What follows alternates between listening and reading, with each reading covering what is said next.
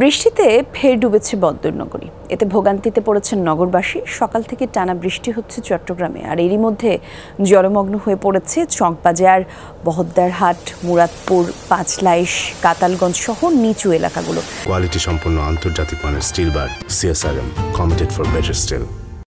বাসাবাড়ি, দোকানপাটেও ঢুকে পড়েছে পানি, আর সড়ক হচ্ছে হাঁটু পানির নিচে। এতে করে বেশ ভোগান্তিতে পড়েছেন কর্মজীবী মানুষরা। সপ্তাহের প্রথম কর্মদিবসে কাজে বেরিয়ে বিপাকে পড়েছেন তারা। দেখা দিয়েছে যানবাহন সংকটও।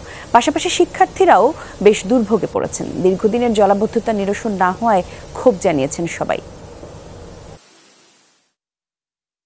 আমাদের ভোগান্তিটা এটাই, এখানের মধ্যে একটু থেকে একটু বৃষ্টি হলে এখানে পানি উঠে যায়। এমন এলাকায় বাস করি যেখানে মানে আসাই যায় না। আমাদের কলেজ এমন অনেক দূরে, তো এই হিসাবে আমাদেরকে এখানে আসতে যাইতে বেশি পানি উঠে যায়। আমাদের এলাকাতে অনেক পানি উঠে, তো এটা নিয়ে আমাদেরকে অনেক কষ্ট করতে হয়। ভাষায় বলা যাবে না। আমি এই রাস্তা দিয়ে আসার কথা ছিল, এই রাস্তা দিয়ে আসতে না পেরে অনেক দূর ঘুরে আসছি।